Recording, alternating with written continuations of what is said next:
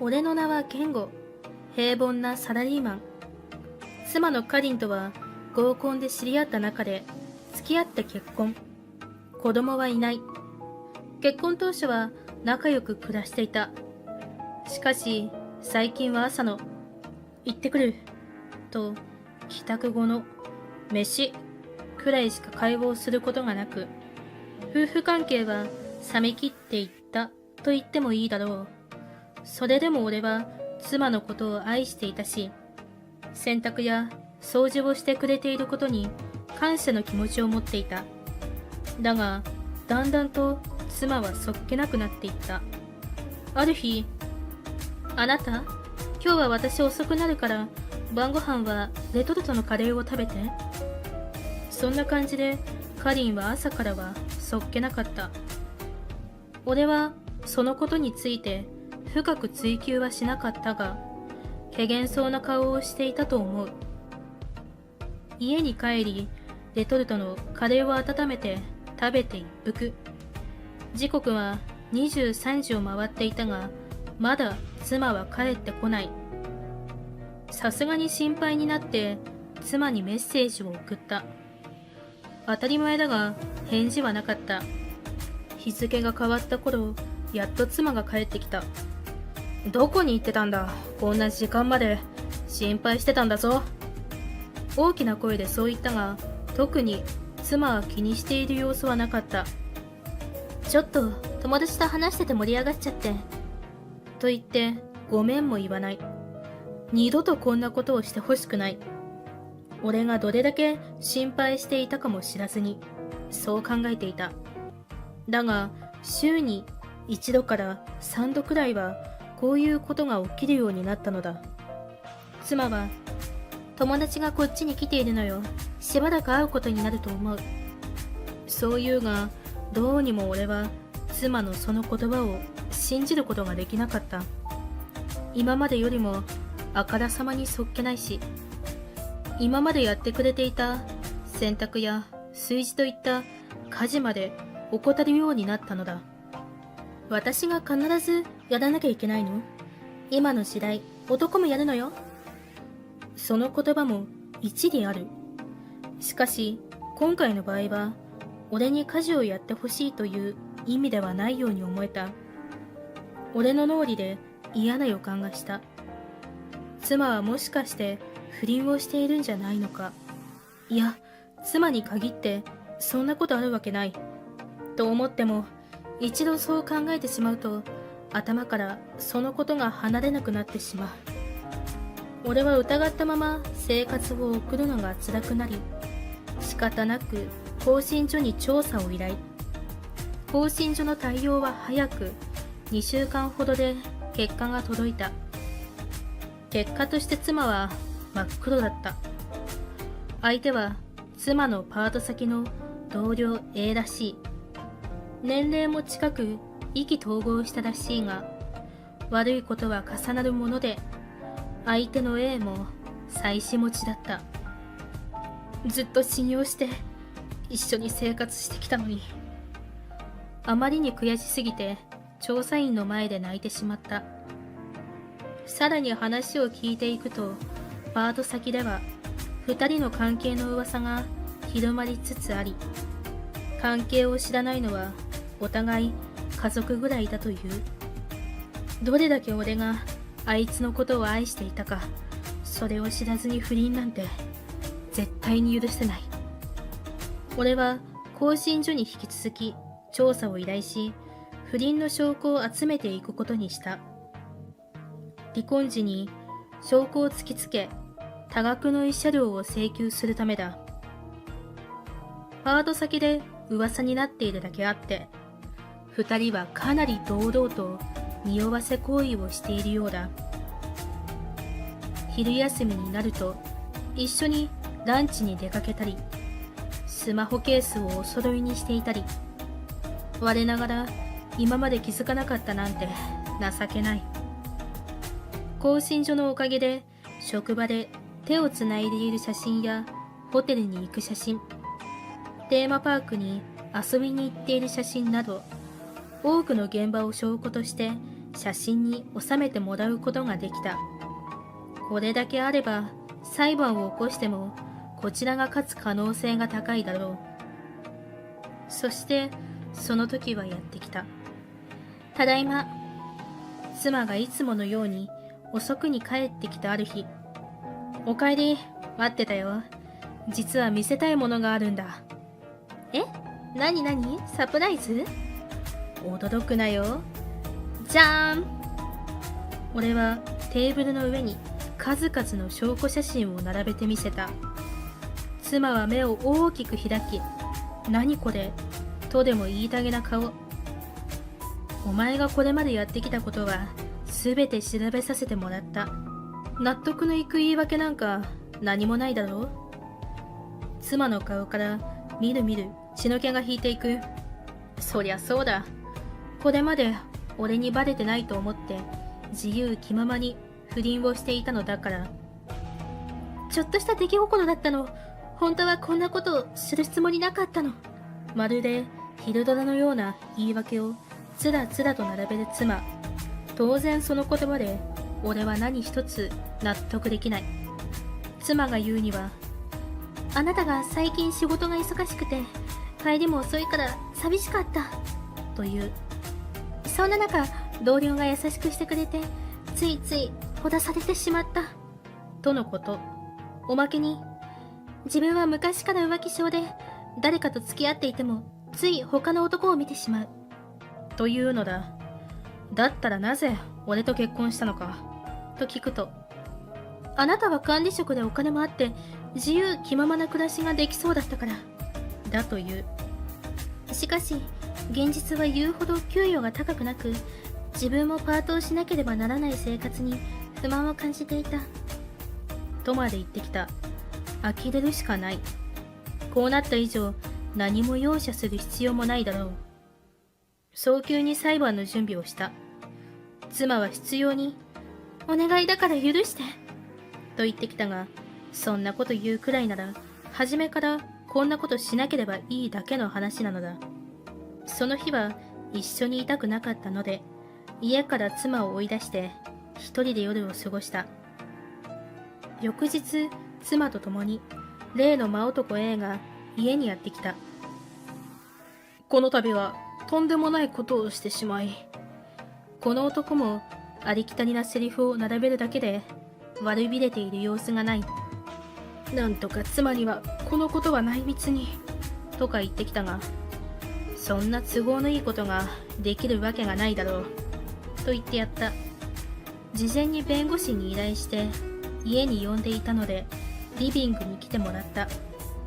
弁護士を見た途端、妻と真男 A の表情がすごいことになっていた。何でもしますから裁判は許してください。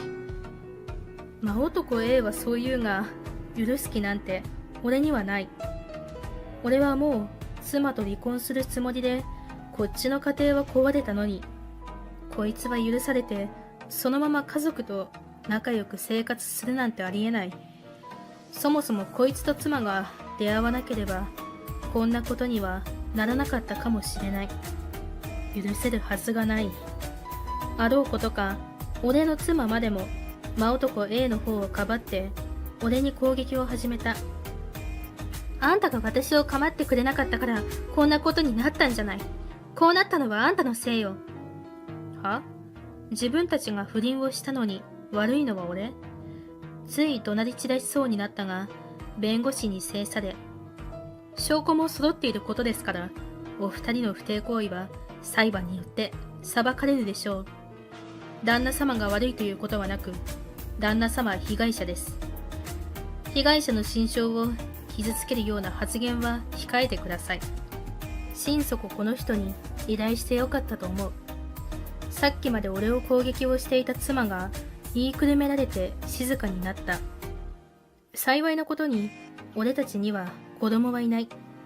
そのため離婚する際に何かを気にするということはなかった。妻の方が最悪の事態に陥るだろう。不倫の噂がすでに職場で広まっている中で、夫と離婚したという情報が入れば、もうパート先で妻は居場所がなくなる。真男 A も同じようになるだろう。その日は号泣する妻と悔しそうな顔の真男 A を追い出して、そのまま弁護士と今後の流れを話し合った。その後、俺は妻に多額の慰謝料を請求。離婚して妻は俺の家から出て行った。妻はパートで大した稼ぎもなかったが、それなりに溜め込んでいた貯金はすべて慰謝料で消えていった。もちろん職場にも居場所がなくなって、どこかで小さなボロいアパートを借りて昼夜問わず働いているという。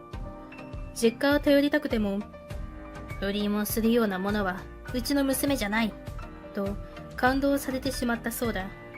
完全に自分で蒔いた種だ。それから俺はもちろん真男 A にも慰謝料を請求。真男 A は自分の妻とも離婚騒動になり、そちらでも多額の慰謝料を払うことになりそうだという。人の家庭を壊しておいて自分だけは助かろうなんて考えていた男なのだから、こうなるのは当然の報いだろう。因果応報の言葉の通りだ。子供の親権は妻が持つことになりそうで、真男 A はもう子供には会うことができないかもしれないらしい。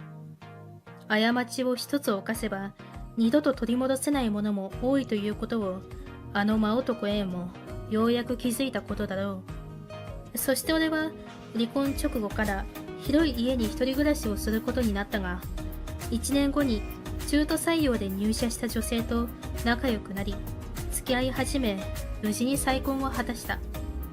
今では2人の子宝に恵まれ幸せに暮らしている。あの妻と離婚した結果、この幸せをつかむことができたのだから、あの時離婚して本当に良かった。俺は剛、42歳。バツイチで子供はいない。結婚8年目だった。自営業で年収は2000万ほど。車が好きで、愛車は某会社のスポーツカー。趣味やドライブ、ジャズ、陸上競技、アニメ、ラノベ、将棋。陸上は学生の時以来、大会などには出ていない。嫁は35歳の専業主婦。趣味はアニメ、漫画、ラノベ、ファッション。俺ほどじゃないが車好き。俺の車を使っても良いことにしているが、使う前には俺に声をかける決まりとなっている。俺と嫁の馴れ初めは合コンで意気投合し、趣味の二次元を通して仲良くなっていき、双方の親の受けもよく、そのまま結婚した。嫁の浮気発覚数ヶ月前、愛車に乗って一人でドライブをしようと運転席に乗ったら、なんか生臭い匂いがした。助手席にはコンビニの袋が置いてあった。俺はこの車でコンビニには行っていないから、嫁が無断で車を使ったことになる。嫁になんだか生臭い匂いがするコンビニの袋を見せながら聞くと、一瞬顔をこわばらせてから普段通りの顔に戻り、あ、ごめんなさい。断りを入れないで使っちゃった。と言った。まあ、1回目だから許そうと思って、この時は許した。しかし、なぜコンビニの袋が生臭いのかは、その時俺は深く考えなかった。そんなことがあった数ヶ月後に、部下から垂れ込みがあった。嫁らしき人と、俺と同い年ぐらいの男が一緒にホテルへ入る姿を見たというのだ。当時の俺は嫁のことが大好きだったし、信頼していたので、そんなことはあるはずがないと思っていた。しかし、心配性な俺は、それから1週間ほど妻の様子を観察した。するとなんだか家事がおろそかになっていることに気がついた。俺は今まで仕事ばかりに気がいっていて気づかなかったようだ。まさにテンプレ通りの手抜き家事になっていた。料理の味が落ちていたり、洗濯物が山のように溜まっていたり、ちょっと意識すれば気づいていただろうことばかりだ。言い忘れていたが、夜の営みも極端に回数が減っていた。嫁がしたがらなくなった理由は、家事で疲れているとか、眠いとか、そんなことだった。今思えば、家事がおろそかになっているのに、家事で疲れているとはどういうことなんだ、と思う。このようなこともあり、部下の垂れ込みが、俺の中で現実化してきたところで、更新所に依頼をして、嫁の不倫調査をしてもらった。そして、証拠が揃いました。黒ですね。とのお言葉をいただいた。俺はこれで100年の愛もすっと冷めた。更新所が持ってきてくれた情報は、真男の身元と不倫現場の写真と、それに関するメモだった。真男は40歳、ちょいわら親父な雰囲気のイケメン。真男はそこそこ大きな会社の幹部クラスとのことだった。結婚しており、子供はいなく、奥さんと二人暮らしだそうだ。もう少し証拠が欲しかった俺は、引き続き調査をお願いした。そしてその日から俺の嫁に対する見方が変わった。まず、嫁の作った料理が食べられなくなった。理由は簡単。俺以外の男を触った汚い手で作った料理なんてとてもじゃないが食べる気になれない。だが平静を装いつつ、しょうがないから料理を口に入れていた。吐き気がしたけれど、俺は何とか飲み込んだ。嫁に対する態度も心なしか変わっていった気がする。具体的にどう変わったのかというと、へえとか、そうとか、単発的な返事しかできなくなった。不倫調査を始めてから1ヶ月後、俺が更新所に集まった写真を見に行くと、ホテルに出入りする写真やら、ショッピングセンターで手をつないで歩いている写真、飲食店でイチャついている写真や、温泉旅行の写真まであった。曜日と時間もバッチリ抑えられていた。二人が会っているのは毎週月曜日と水曜日だった。月曜日は午後から夕方まで、水曜日は朝から夕方頃までだった。もう一つ分かったことは、月曜日は俺の家、水曜日はホテルへ行っていることだ。俺は温泉旅行の写真までは耐えられたが、一番衝撃的だったことには耐えられなかった。それは俺の愛車でデート、さらには不倫行為の写真だった。冷静に考えたら、狭いスポーツカーの中でよくできるよな。写真を撮った調査員曰く、助手席で超密着してやっていたそうだ。その話を聞いた瞬間、俺の怒りは頂点に達した。それと同時に、俺の中で何かがプツンと切れた。そして涙が出てきた。自分が大切にしている愛車であり、心の拠り所である。自分のテリトリーで不倫をされるなんて、怒りだけじゃない様々な感情が湧いて、とにかく悲しかった。更新所を後にした俺は、すぐに会社の顧問弁護士に相談したが、会社の弁護士は浮気や不倫は専門外とのことで、知り合いの弁護士を紹介してもらった。すぐに対応してくれて、それから1時間後には紹介された弁護士と会えた。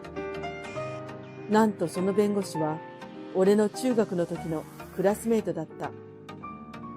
余談だが、この友人は昔から頭が良くて、勉強は常に学年トップ。チャラチャラしたグループには属さず、俺と同じでおとなしめのグループに属していた。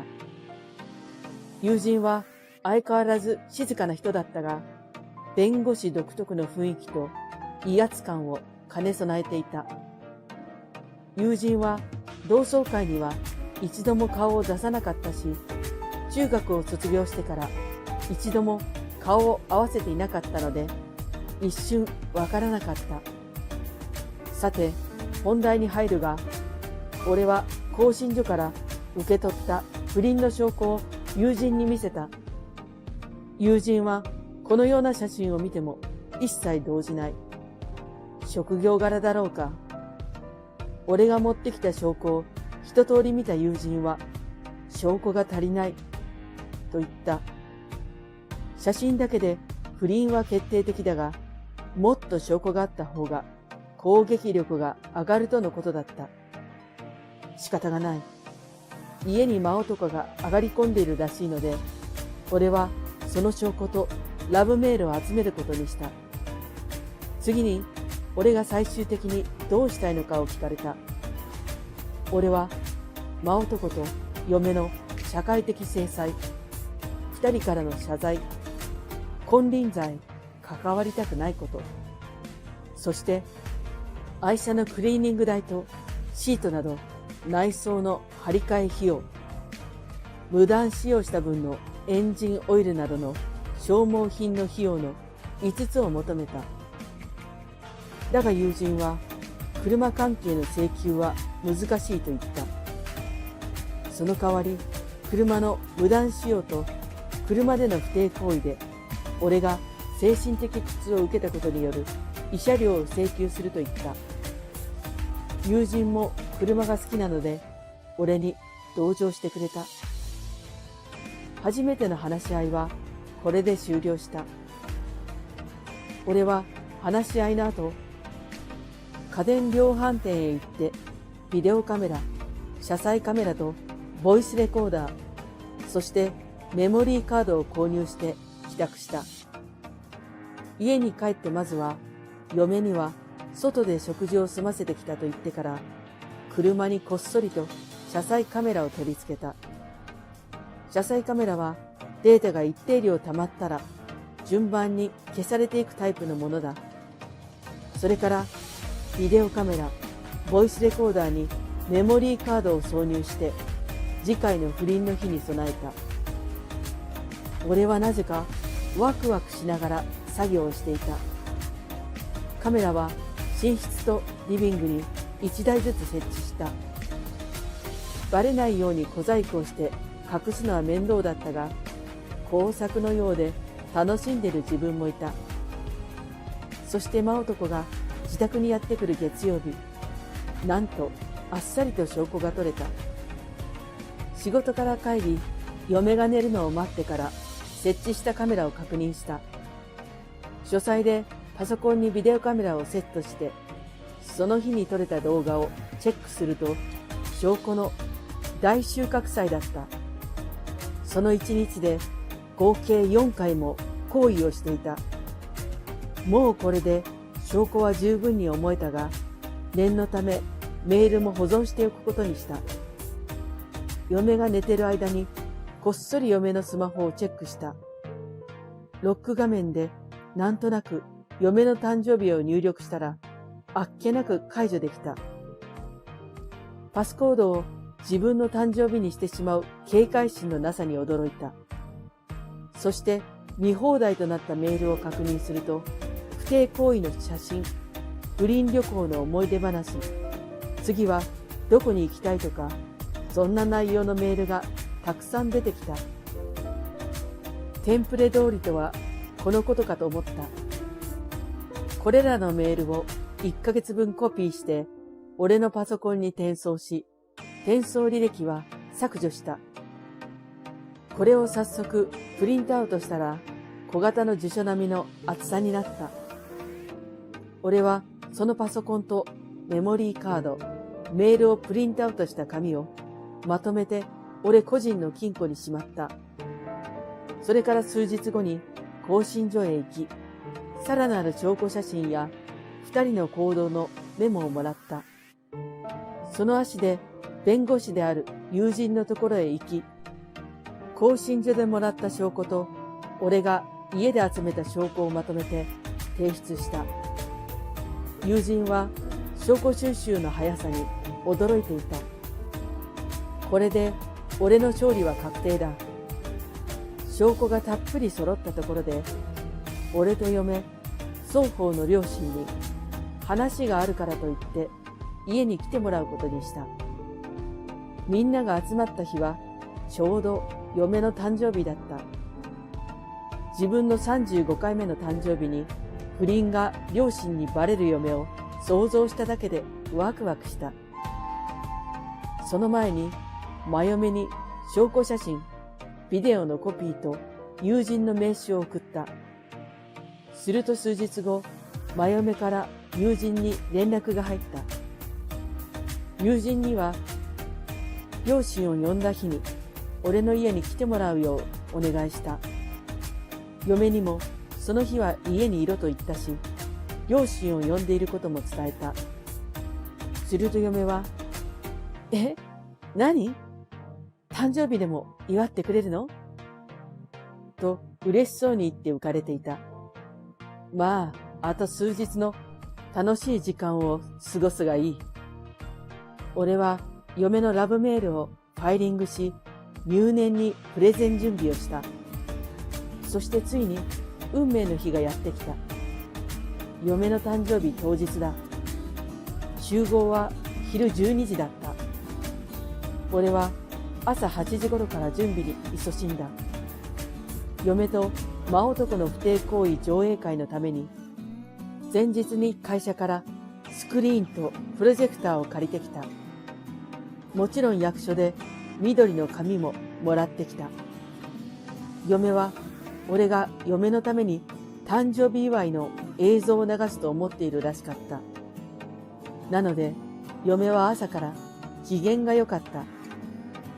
俺にとっては嫁の機嫌などどうでもよかった。ただこの日のためにオードブルやデリバリーまで頼んでおいた。集合時間の少し前に頼んでいた料理が届き、嫁のテンションは爆上がりだ。12時前に双方の両親が家に到着した。それから弁護士の友人も到着した。嫁には俺の親友を紹介すると前もって話していた。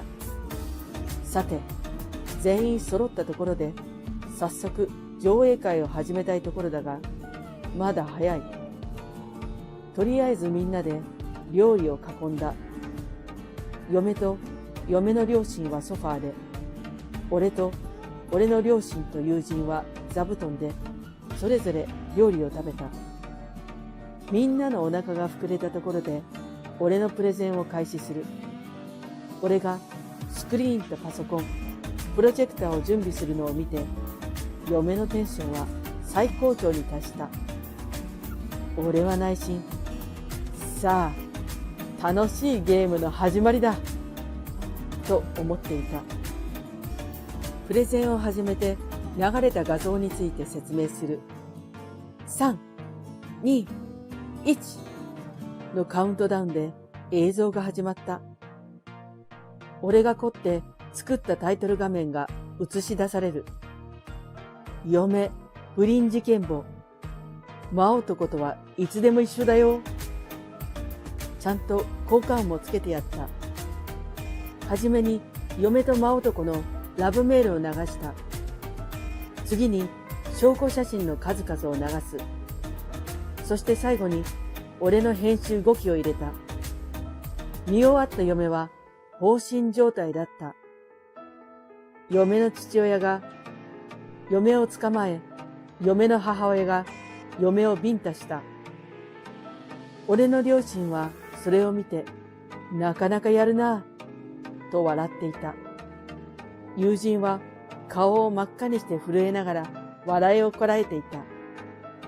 その間に俺はアルバムにセットした証拠写真とファイリングしたメールのコピーを取りに金庫へ行った。そして取ってきた証拠たちを双方の両親に渡した。それから真男と真嫁を自宅へ呼んだ。やはりテンプレの鏡である嫁は、ここでもテンプレ通りの反応を見せた。嫁の両親が怒り狂って嫁にビンタしていたのを俺の両親が止めに入った。真男夫婦が到着したのを見て、嫁の表情が一瞬青ざめた。真男の顔にはパンダのような見事なあざができていた。真嫁は到着してすぐに俺と双方の両親に対して、うちの主人がバカなことをして申し訳ありませんでした。と言って土下座した。俺と双方両親はそんな真嫁をなだめ、その横でなぜか真男は怒っていた。真男が俺に向かって突進してきたので、俺はそれをかわした。真男はそのまま双方の両親に抑えられて、やっとその場が落ち着いた。それから友人が弁護士であることを明かすと、その場にいた全員の顔が驚きで青ざめた。そしてなぜか怒り出した嫁の父親が一括して、やっと話し合いが始まった。まずは真男夫婦にも俺が作ったプレゼン映像を見てもらった。真男夫婦は険しい顔をして黙り込んでいた。沈黙を破った嫁がこんなことを言った。剛君は彼よりかっこよくない。彼のプレーは最高なの。剛君はここ数年夜の営みが雑になってきているでしょ。欲求不満な私は彼と出会って今は彼と愛し合ってるの。つまり私には愛があるから何も悪くないわ。悪いのは私を満足させてくれない剛君なの。離婚してあげるから慰謝料ちょうだい。だって悪いのは剛君だから。俺は嫁の言葉の意味がわからずポカンとした。嫁の言葉を聞いた嫁の父親は怒って再び嫁をビンタした。俺はただただ嫁に呆れて絶対に嫁に制裁を与えると決意した。俺は緑の紙を出してきて嫁に判を押させた。嫁は離婚できるとルンルンでサインをした。ここでやっと弁護士の友人が出てきた。今のやりとりはすべて録音したと言った。それを聞いて嫁の両親はふらふらと倒れ込んだ。俺は嫁の両親に嫁の引き取りを依頼し、実家へ連れて帰ってもらった。嫁が車に乗せられながら俺に向かって何やら叫んでいた。真男夫婦にもここで一度帰ってもらった。俺は一言、お疲れ様と言ってやった。嫁よ、さようなら。真男夫婦もさようなら。俺と友人は口直しに残っているオードブルを食べながら今後のことについて話を詰めた。友人が帰ってから俺は家の片付けと嫁の荷物整理をした。その日は疲れたので近所の銭湯で汗を流し、書斎に布団を敷いてすぐに寝た。嫁からの慰謝料は300万、真男からは800万。それとは別に車の分の慰謝料として2人から200万円ずつもらった。嫁は精神的におかしくなっているのではと嫁の両親が言っていた。しばらく心療内科に通うらしい。真男は真嫁との離婚で一悶着あったようだ。俺たちの裁判は無事に終わった。嫁の慰謝料は嫁の親が肩代わりしたそうだ。俺はこの件で仕事をしばらく休んだ。